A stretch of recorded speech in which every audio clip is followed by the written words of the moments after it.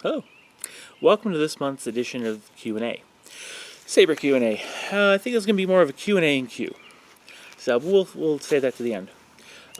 Excuse the crutch. The first question I'll ask has not been, or answer has not been asked yet, but it will. I have basically a bone fracture in my knee, and so it's kind of limited mobility.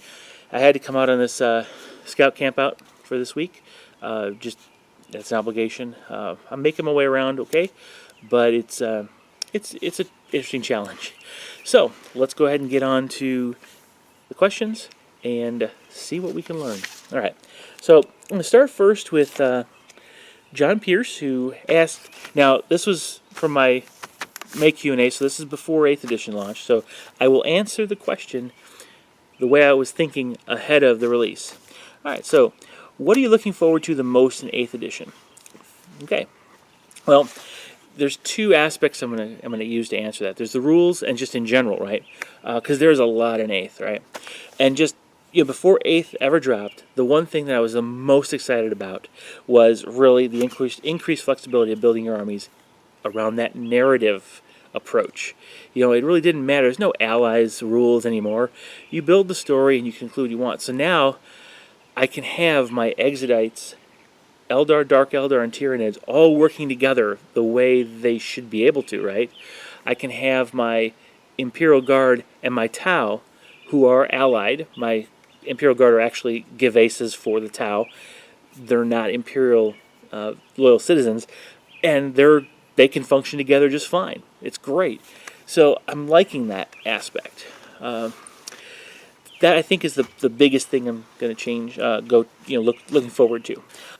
Now, that was the one thing that was certain. We got little drips and drabs of little rule sets, and there was a lot of I wasn't really certain what the implications were. So we had a lot of rules that I was excited about, but until I saw the whole thing, I couldn't say I was really looking forward to. So that's why, just in general, I was looking forward to the narrative. But there was one rule leak that came out that I was really, really, really excited about. And that was the whole concept that every model within the unit can shoot at whatever it wanted to. It didn't all have to shoot at the same thing. So all of a sudden, you have an infantry unit with a special weapon that can fire the special weapon at what it's good at killing, and everything else it's something else. Just the way it would happen on the real battlefield. To me, that was a huge improvement, no matter what else happened in 8th. The idea, that finally tanks, having guns all around, it can fire at different targets. That makes sense. You're not the guy sitting in the front manning the bow machine gun is not going to just sit there and twiddle his thumbs while the tank engages something off to its right, even though he's staring at some anti-tank gun or infantry out in front of him. He's not going to sit there and look, waiting for the turret to swing around and engage that before he fires. No, he's going to fire too. So that was the one rule change that I was the most excited about. So having gotten 8th, I really think I think it pretty much aligned with the way I was thinking. Unfortunately, does seem to be pretty strict the way you build armies now in match play. So I really can't mix my armies at all. I can mix my Eldar and Dark Eldar forces within the Exodites, but that's it. The rest, not at all. That's a little disappointing. So basically, I have to kind of find someone who's willing to play against my narrative style, my narrative lists, and I can't take any of those things to tournaments, even though it'd be kind of cool to bring those stories to a tournament. So, oh well, that's just the way it is. But as long as there's, like I said, as long as there's a cadre of players that are willing to play, in my narrative type of mix of armies, I'm okay. It's pretty good. So, now, on to Dave, or DM Dave. He said this is an odd question for me, but what is your favorite and least favorite model you have painted? Now, this one took a lot of thought. Because, man, it's like, it's almost like, it's pick your favorite kid, but not quite. Because really the reason I built a model is because I had some vision I was pursuing and I wanted to achieve that. And so I have enjoyment out of almost every model that I've ever built, and only a couple that maybe didn't come out quite as right. But if I'm not really passionate about wanting to build it, I really won't build it. So it was kind of hard to think about this one, but sure enough, I found some. So I took some notes here, so if you forgive me for actually referring to them, I don't want to miss out on anything. So there are two ways I'm going to look at this. The first one is from the perspective of the enjoyment and satisfaction I got from actually building it, not on how good it looked. Okay, that's the very first thing. So some of the models I might point out may not be the most beautiful you've ever seen, but they're the most important to me. Now, one of the things I thought about though as I did this is most of those models were actually conversions, so they weren't just a go pick out pick a action figure off, or action figure, fantasy figure off the shelf like for D&D and paint it up and cool, it looks great. Now these are ones that I actually did in a conversion, and which was kind of an interesting insight into the way my brain works.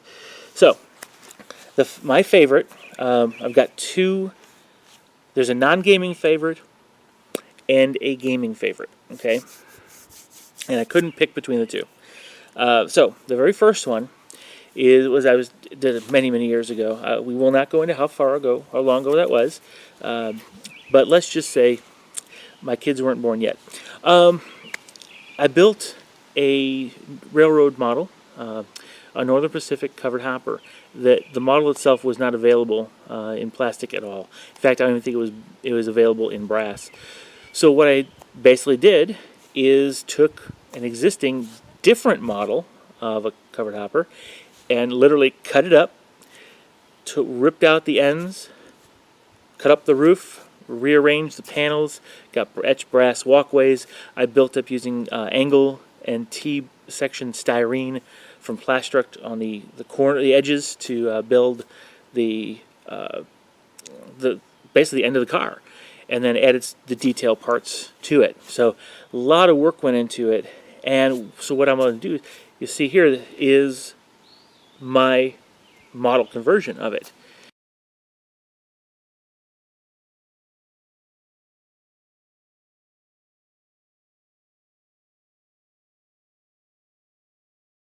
But you can see, the whole concept was take a model that did not exist and create one from what I had. And so I guess I've been doing converting for a very long time. But in the gaming space, it took a long time. It was easy to come up with the list, but the list was like 10 models long. And I went through it because remember, I only add these models because I have this real cool vision in my head. At least I think it's cool. And so the ones that kind of were in this list were, I'll just give you the complete list you see, and you may have seen these in my model reviews or my Studio Army reviews. But my model that stands in for Castellan Creed in Imperial Guard Army, my Wraith Knight, my Tiger Shark, my Explorer Tech Priests, the 5 I made for that, and their chimeras. There's also in my Exodite Army, the Raider that has the 4 sails. It looks like fins, basically, for a fish or something. So I had to kind of look at those. Oh, and another one was really cool. Was I built a walker from Wraith Knight and a Wraith Lord and a War Walker model, and it represents my Kronos in my Dark Elder Army. That one's a really cool one too. And then there's my Exodite Mine Launcher. So all of those were kind of in contention. And I got to think, which one of those stands out? And I honestly got to say, it's the Wraith Knight. Okay, and it's not because it's some super powerful model, but I had the idea of making that Fire Gale type of a walker, Wraith Knight, that was supposed to go toe-to-toe with Imperial Knights. And before they were Gargantuan's creatures, it wasn't such an even match, but it looked the part, it was the right height and all that. Of course, once they became monstrous creature or Gargantuan creatures, and now an 8th, they're the equivalent of the Imperial Knight, and so it's perfect. It matches the Exodite Knight perfectly. I had a chance to completely build a new head using the part and then scratch building using some sheet and strip styrene. Completely changing the look by the careful location and sometimes duplication of some of the different shoulder pads and knee pads and all that kind of things. And it finally came out looking like what I had in my mind. And then the paint job to go with it, that went spectacularly. It matched my vision again. The gems came out beautifully. Now, the highlighting didn't come out so well because it was way too subtle. Again, I was still working strictly from a scale modeling perspective, and so highlights were extremely subtle. And so when I gloss coated it, they sort of disappeared. But the gloss coat kind of accentuates some of those highlighted areas simply because the light actually does reflect off those areas. So that Wraith Knight, that has got to be my favorite gaming model that I've ever built. And again, conversion, what can I say? Now, a least favorite, I don't have a least favorite one outside of gaming because if I'm not interested in it, I'm not building it. And I won't even bother finishing it to paint it if it's something I'm not going to want to do. But gaming, yeah, there's a few. And there's two that are in contention. One is the Fire Warriors. And yeah, I've got 30 of them. And then there's my Glade Guard. And I've got almost 30 of those. Ooh, boy, probably more of that. Anyway, the reason for that is that they're not as fun to paint. They don't have the visual interest. Even with the beautiful lines of the Tau Fire Warrior suits, they're not really there for. They're not eye-catching and awe-inspiring. And even when you paint it, it doesn't really add that much to it. And so I've got the greens and tan kind of camouflage kind of thing going, which I really do like. Don't get me wrong. I like my army the way it is. I wouldn't change a thing about it. But I don't really like painting them as much.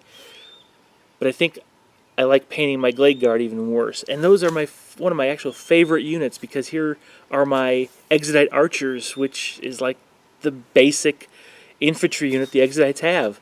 And I hate painting them because they're just too plain. I don't want to paint them up all fantasy-like and with outrageous color combinations, what have you, and get too intricate. But the way they're sculpted with the different garment parts, it doesn't lend itself real well to a nice simple scheme, or at least not in my head anyway.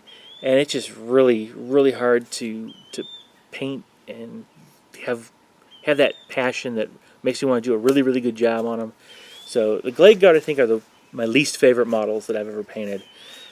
Even though they're one of my favorite models in my lore, right? Oh, well, so that's the way that one is. Okay, so the last question is from Idig Beer 40K. And he asks, do I have any vacations planned for this year, and do I take any hobby with me when I go on vacation?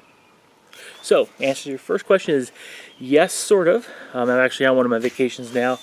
It's at scout camps. When you're dealing with Boy Scouts, you're really there as an adult just to, for safety's sake. That's really it. For an adult with a properly run troop, it's really is a vacation. If you like camping anyway, okay, which I do. So this is, I'm out here in the outdoors, chilling. Now, I'm not able to do much with my knee banged up the way it is, but I still get to enjoy the weather, and it's really nice. I think I have a short weekend trip planned coming up in August to see the eclipse, but because it's actually coming near us, so I figure it's a once in a lifetime kind of thing, at least for someone my age. So a couple things coming, but other than that, mostly vacations are an extended weekend here or there, but it's usually nothing major. We don't really go anywhere a lot. So, but when I do go, do I bring hobby stuff? And the answer, honestly, is it depends. I was going to bring hobby stuff here this week.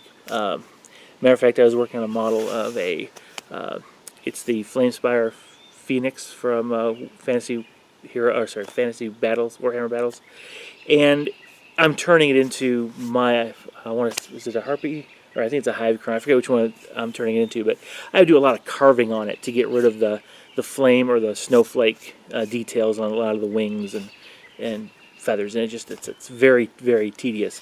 Perfect thing to do is sitting in camp doing it. However, there's no way I could pull that off with the injury and the limited mobility I've got now. But that would be an example of a time I would bring my model type of stuff. Even now, when it's a fishing trip, though, I pretty much will not do that. I will just bring my fishing-related hobbies, which is fly tying, and so that's just kind of focusing it. But when I'm doing a fishing trip, I really am trying to get away from the rest of my life. There's a lot. Just kind of put the world behind you. Basically, do a creative restart or refresh just by getting away from it all, doing something completely different, and very much back to nature kind of thing, and then go back fresh. If I'm going out on an extended weekend with family or whatever, I don't actually bring projects. There's just too much stuff to bring. But I will bring the various books and things that I can use during that short time to write scenarios or jot down story ideas. And that's really the extent of my modeling or hobbying, if you will, during vacations, shortened vacations. So that's the way it is over here in my little world. So I thank you for all your questions. This has really been a lot of kind of fun getting these out. But as I mentioned in my update, I don't have a setup or a schedule even that allows any type of regular streaming or anything where you can chat live. And viewers who might comment are worldwide. I figured I'll just kind of put a question out. That way we can kind of answer the question, or you can post a video response if you have a YouTube channel. It's up to you. No big deal. So I didn't want to start this Q&A and Q with anything really deep or earth-shattering or anything, but I thought, given with the release of 8th and what we've seen so far, now again, the codexes aren't out, I understand that, but as you started to look at 8th, for you personally, has it kind of ignited an interest in any certain model that maybe you hadn't thought of before or didn't really have in your army? Is there some model project now that you're looking forward to simply because of 8th edition? Or, now I'll give you the other half of this. If 8th edition is not something that you're too pleased with right now, what model has it really kind of diminished for you? What was it about 8th that kind of stole away the enjoyment of a particular model you enjoyed playing with? Because I know we all have favorite models we like to play with for whatever reason, and 8th has changed some of those. So that's the big earth-shaking question to pose to everyone here. What model are you really kind of thinking, oh, I really want to get this one now because of 8th? Or what model are you really kind of saying, well, bummer, 8th really kind of hurt me. I don't like playing this model as much anymore. I love it, but it's just not what I want. So let me know below. Let everyone know below, okay? And if you want to, feel free to post a video response, okay? So please share, like, and subscribe, and especially share this video, because the more we get this question out there, the more we can all kind of share our experiences with 8th edition. And in some cases, tree branches fallen.